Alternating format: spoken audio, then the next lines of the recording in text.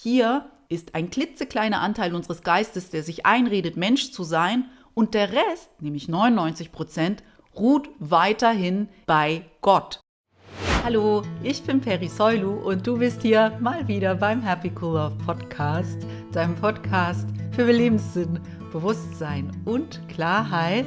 Ich freue mich, dass wir hier heute mal wieder zusammenfinden für die Folge tatsächlich 300 vom Happy Cool Love Podcast. 300 Mal haben wir uns hier schon gemeinsam zusammengesetzt, um in die Tiefe zu gehen und das Leben auf einer anderen Ebene als dieser offensichtlichen Ebene zu verstehen. Meist tun wir das hier mit unserem guten Freund Ein Kurs im Wundern. Ein Kurs im Wundern ist ein Training für unseren Geist, um das derzeit dominante Denksystem, welches auf dem Ego beruht, und das Ego redet uns ein, dass wir nur ein Körper sind, dass wir uns schützen müssen, dass es die Trennung gibt, dass Mangel herrscht, dass Angst sein muss. Und dieses Ego-Denksystem, das möchten wir ablegen mit Hilfe der Vergebung und ersetzen mit einem liebevollen Denksystem. Und dieses liebevolle Denksystem, das basiert auf unserer natürlichen Art zu sein. Wir sind nicht dieser Körper, lehrt Ein Kurs in Wundern, sondern wir sind ein ewig währendes Bewusstsein, das diese menschliche Erfahrung gewählt hat. Also ist da wohl Arbeit zu tun, falls wir uns immer noch zu sehr mit der menschlichen Hülle verwechseln. Und Ein Kurs im Wundern ist ein guter Weg, um diese Arbeit zu vollbringen. Also heute in der Folge 300 möchte ich gern mit dir ein Gedankenexperiment wagen. Das heißt hier wagen, aber ausprobieren, wie wir vielleicht auf die Ereignisse, die sich gerade in der Welt ausspielen, noch blicken können. Ein Kurs im Wundern sagt ja, dass alles zu unserem Besten geschieht. Und manchmal, wenn wir die Welt so ansehen, dann denken wir wahrscheinlich, ich kann nicht so ganz verstehen und durchdringen, wie das hier, wie dieses Chaos, wie diese Unsicherheit, die sich hier gerade zeigt, zu meinem Besten sein soll. Du darfst ja immer wieder dich dorthin bewegen, zu verstehen, was heißt denn mein Bestes? Geht es hier um mein kleines, menschliches Ich oder geht es um viel mehr? Es geht zu deinem Besten in dem Sinne, dass du wieder dorthin zurückfindest, wer du wahrlich bist und was du wahrlich bist. Du bist ein ewiges Bewusstsein.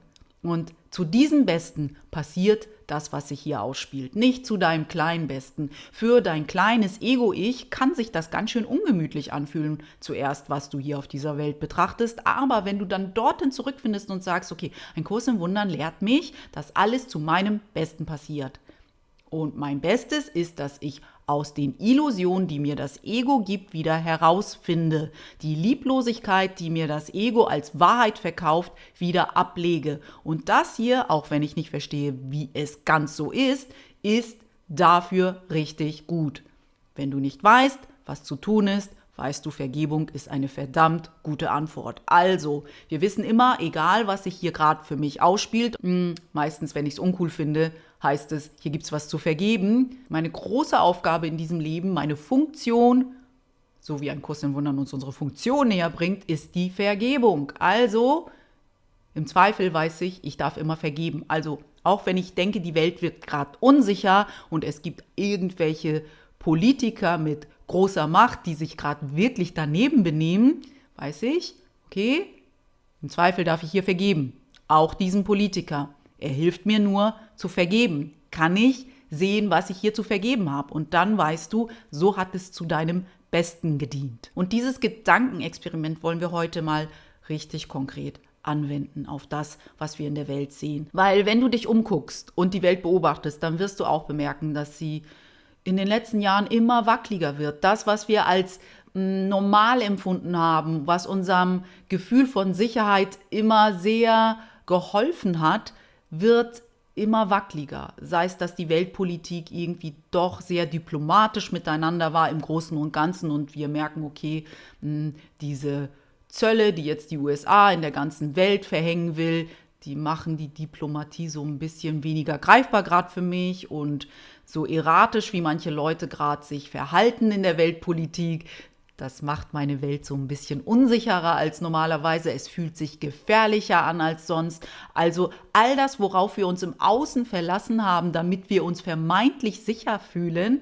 wackelt ja gerade so ein bisschen schon seit ein paar Jahren. Und ich glaube, es wird weiter in die Richtung gehen. Und dann dürfen wir immer diesen Satz im Kopf behalten oder im Bewusstsein halten, dass es für uns passiert, zu unserem Besten. Das ist unser Mantra in dieser heutigen Folge. Wie kann ich das immer wieder anwenden auf alles, was ich sehe? Dass die USA so ausflippt, passiert zu meinem Besten. Dass Europa über Aufrüstung spricht, passiert zu meinem Besten. Ich weiß noch nicht genau wie, aber ich möchte es verstehen. Ich möchte wählen, hier zu vergeben, damit ich verstehe, wo meine wahre Sicherheit liegt. Das wäre zum Beispiel, wie es zu unserem Besten passiert. Dass wir verstehen, okay, ich habe die ganze Zeit, und darauf macht mich das gerade aufmerksam, meine Sicherheit doch noch irgendwie im Außen gesucht. Meine Sicherheit doch noch damit gekoppelt, dass in der Welt es einigermaßen diplomatisch zugeht oder dass unsere Politiker die Sachen genauso machen, wie sie es immer getan haben, damit ich vermeintlich in meiner Komfortzone bleibe und überhaupt nicht herausgefordert werde in dieser Fragestellung, wo ich eigentlich meine Sicherheit hin tue. Tue ich sie in ein äußeres Kriterium oder in mehrere Kriterien oder weiß ich, dass meine Sicherheit in mir liegt, darin, dass ich wieder anerkenne, wer ich wahrlich bin und dass ich damit auch verstehe, dass ich niemals unsicher sein kann, dass ich niemals in Gefahr bin, wie ein Kurs in Wundern uns lehrt. In Kapitel 25 lesen wir darüber zum Beispiel, ich will uns das mal kurz hier vorlesen, nur in der Dunkelheit sieht deine Besonderheit wie Angriff aus. Also deine Besonderheit ist, dass du dich mit diesem Körper verwechselst. Im Licht siehst du sie als deine besondere Funktion im Plan, den Gottessohn, also alle anderen hier mit dir, von jedem Angriff zu erlösen und ihm verständlich zu machen, dass er sicher ist, wie er es immer war und in der Zeit als auch in Ewigkeit gleichermaßen bleiben wird. Das heißt, dass wir immer wieder die Aufgabe haben, für unsere Wahrheit zu stehen mit unseren Brüdern.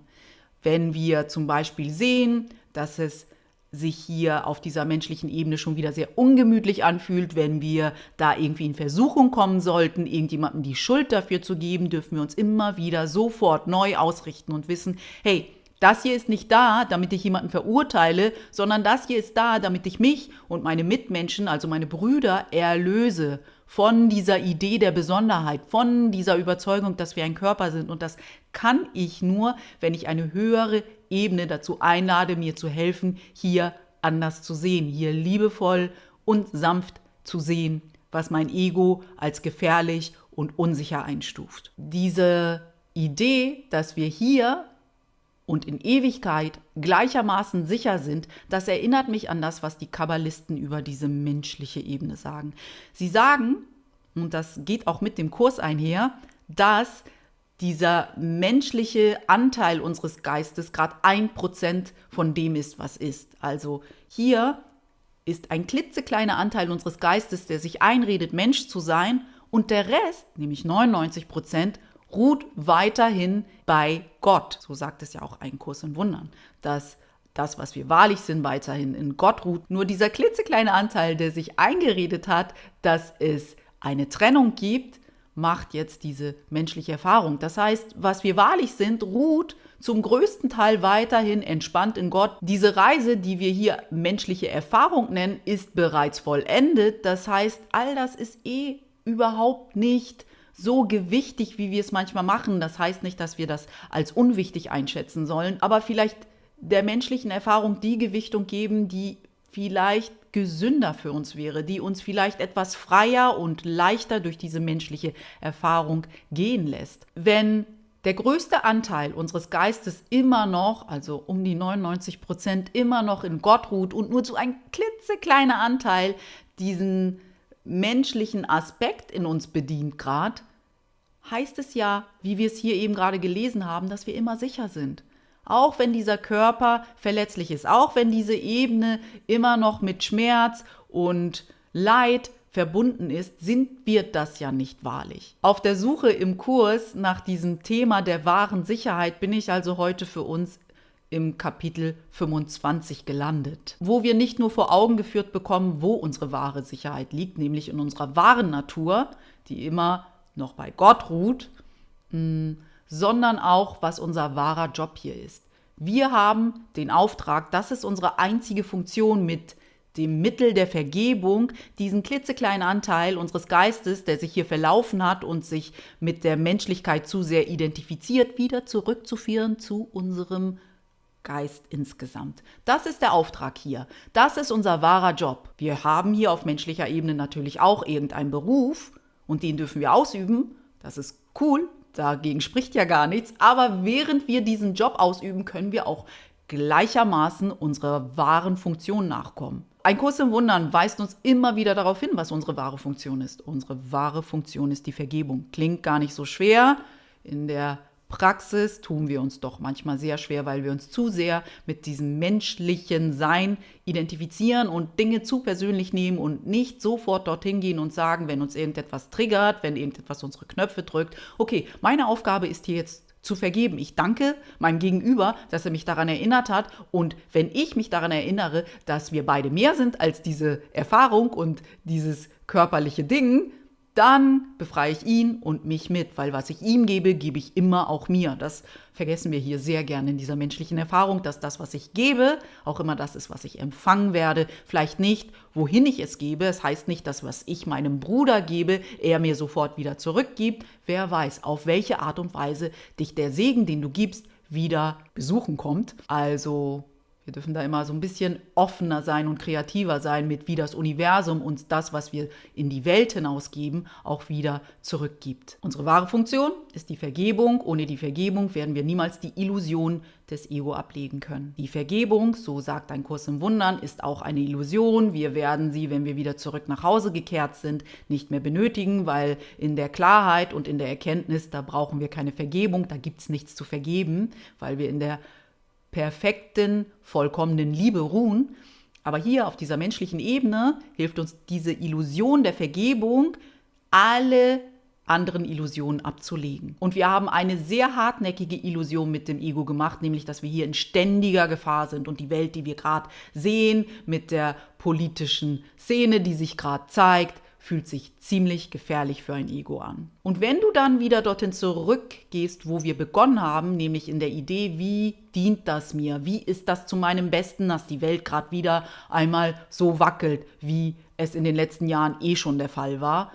Wir können endlich üben, wo unsere wahre Sicherheit ist. Wir können uns immer wieder überprüfen, hey, worin habe ich meine Sicherheit verankert gehabt? Meine Sicherheit liegt nicht in meiner Wohnung, nicht in meinem Kontostand, nicht in meinem Job. Das ist falsch. Und auch nicht darin, dass die Politiker für Sicherheit in dieser Welt sorgen. Ich habe etwas, was bei mir liegen sollte, eine Verantwortung in die Außenwelt übertragen. Und jetzt merke ich, dass das keine gute Idee war. Ich muss wirklich daran arbeiten, wo ich meine Sicherheit sehe. Meine Sicherheit liegt in meiner Wehrlosigkeit.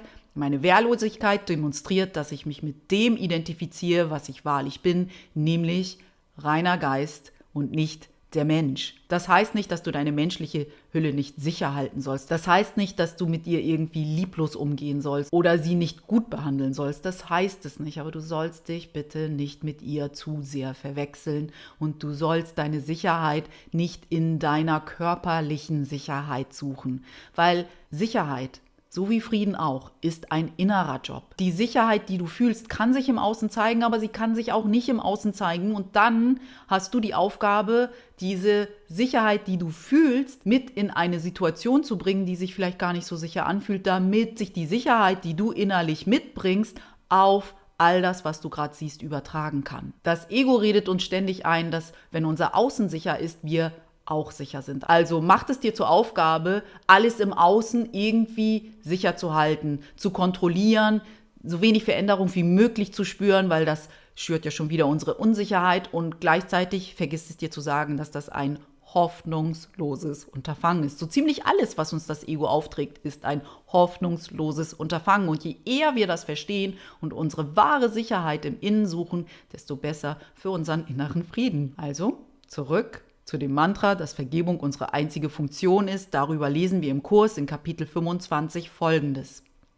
Vergebung ist die einzige Funktion, die in der Zeit bedeutungsvoll ist. Sie ist das Mittel, das der Heilige Geist verwendet. Also der Heilige Geist ist dein innerer Lehrer. Das ist diese innere, weise Stimme in dir, die dich leiten kann durch diese menschliche Erfahrung. um Besonderheit von Sünde in Erlösung zu übersetzen. Also wir werden Sünde nicht los, wenn wir uns zu sehr mit der menschlichen Hülle verwechseln.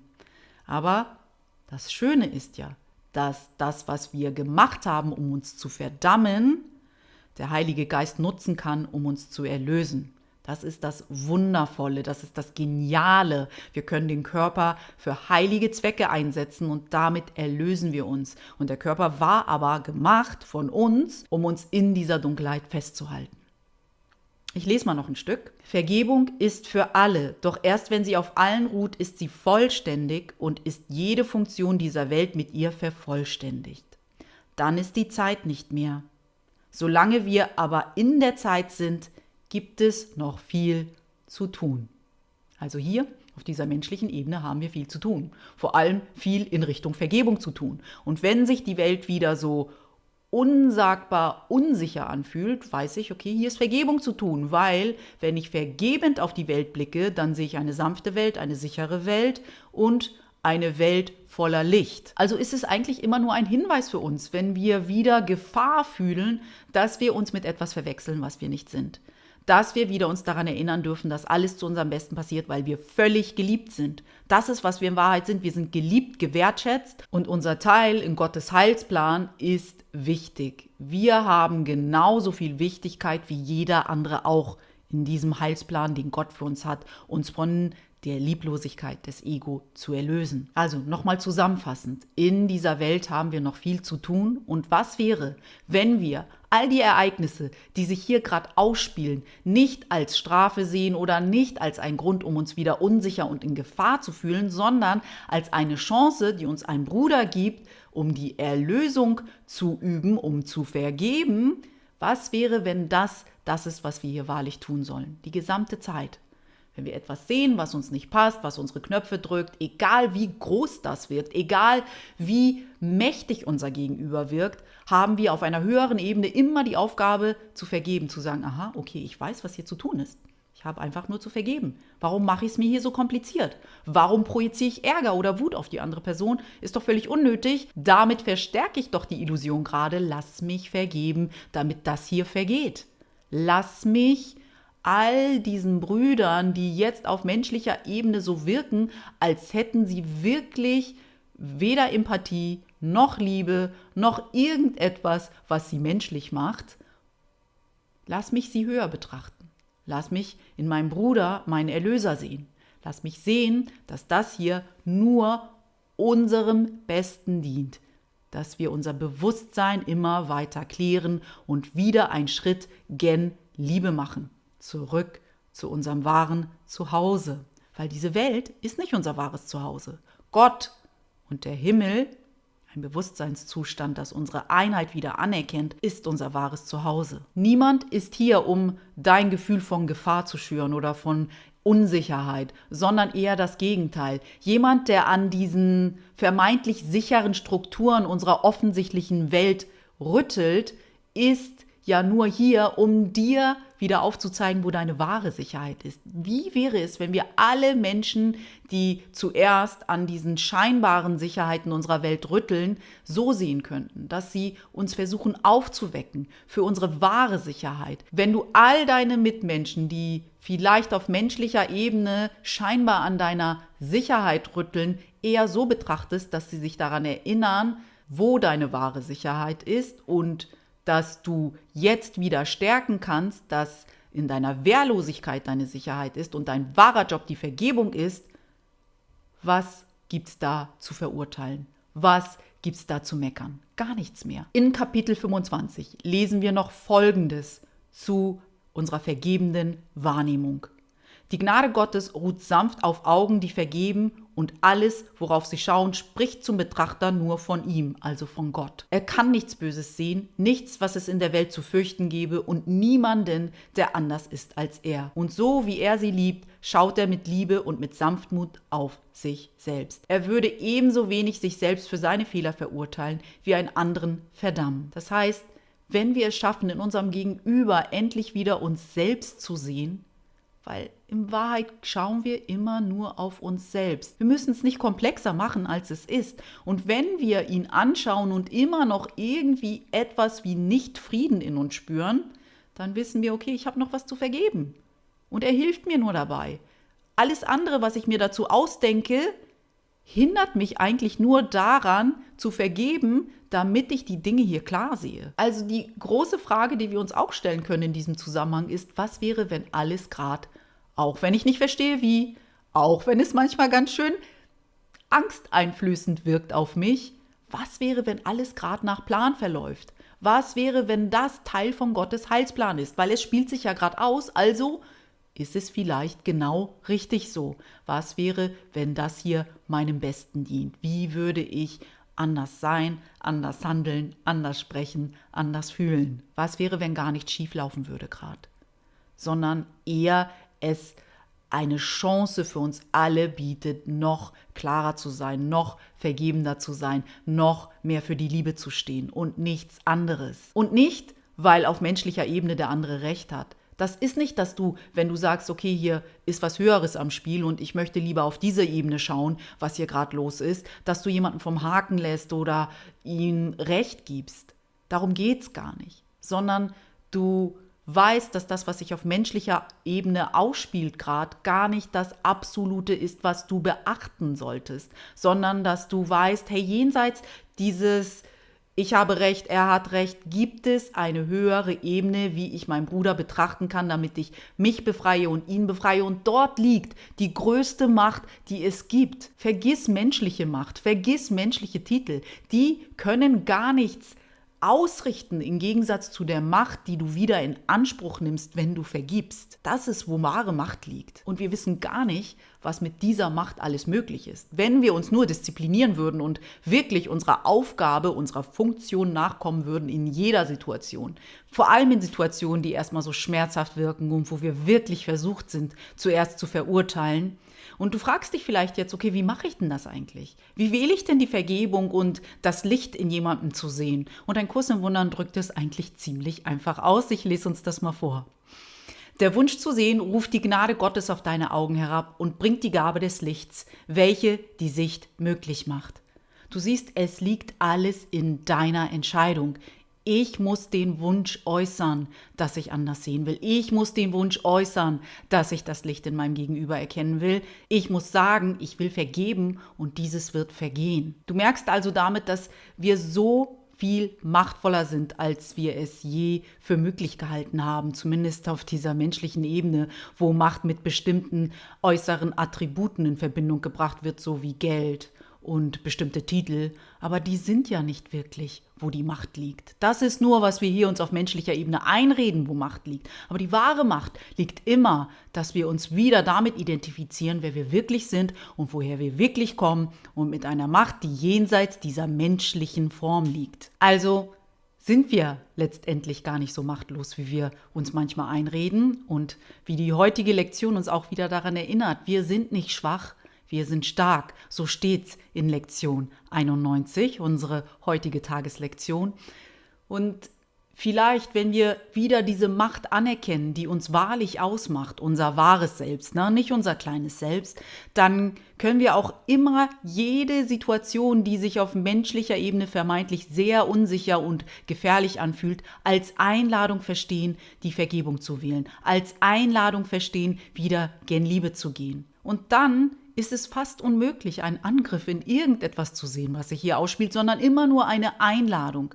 Das ist, was passieren könnte, wenn wir kurz mal zulassen, dieses Spiel zu spielen, was wäre, wenn? Was wäre, wenn alles für mich passiert, wenn alles zu meinem Besten ist? Verwechsle dich nicht mit deinem kleinen Ich, sondern nutz dieses kleines Ich lieber so. Die Besonderheit, die er gewählt hat, also jeder Bruder, um sich selbst zu verletzen, hat Gott genau von dem Moment an zum Mittel für sein Heil bestimmt. Das heißt, sieh deinen Körper nicht als etwas Verletzliches, sondern als das Instrument, was Gott dafür bestimmt hat, dass du dich wieder erlöst. Und manchmal, da brauchen wir so einen Aufweckmoment von denen, die uns vermeintlich am meisten auf den Wecker gehen, um wieder zu unserer wahren Funktion zu erwachen, um wieder zu verstehen, okay, auch dieser Moment, der sich so gefährlich und so blöd anfühlt, ist nur für mich da, damit ich vergebe, um wieder lichtvoller zu sein, um Licht freizusetzen, damit ich für mich ein Segen bin und vor allem für meine Mitmenschen, weil wir sind in Wahrheit immer nur ein Selbst. Ich weiß, das klingt immer irgendwie etwas abgefahren, aber die Kunst ist, das immer wieder an sich heranzulassen. Was wäre, wenn wir auf einer anderen Ebene alle miteinander verbunden sind? Wie würde ich anders mit meinen Mitmenschen umgehen, wenn ich wüsste, dass ich in Wahrheit eigentlich nur mir selbst gegenüberstehe? Ich glaube, wir würden ganz anders mit unseren Mitmenschen, mit der Natur, mit den Tieren, mit allem, was Leben enthält, umgehen. Also, im Kurs steht tatsächlich eine ganz wundervolle Frage. Willst du Geisel des Ego sein oder Gastgeber Gottes? Das ist, wie wir das hier auch alles umschreiben können. Möchte ich mich zur Geisel der Dunkelheit machen oder möchte ich wieder mit dem Licht gehen? Ich glaube, das war's wieder für heute. Ich lasse das mal hier so stehen und hoffe vielleicht, dass du dich noch ein bisschen mit diesem Gedankenexperiment anfreunden kannst, es nochmal ausprobierst und schaust, wo du da landest. Ich freue mich natürlich auch über deine Gedanken hier unter dieser Podcast-Folge. Was denkst du über die Idee, dass alles zu unserem Besten sich ausspielt, auch wenn wir auf menschlicher Ebene denken, okay, das wirkt jetzt sehr gefährlich. Wie gehst du gerade mit der aktuellen Situation in der Welt um und welche Prinzipien, welche Sätze, welche Ideen aus dem Kurs helfen dir gerade, deine innere Ruhe zu bewahren? Ich freue mich über dein Feedback und freue mich natürlich auch, wenn wir uns ganz bald widersprechen hier auf diesem Kanal. Pass bis dahin bitte gut auf dich auf. Deine Peri.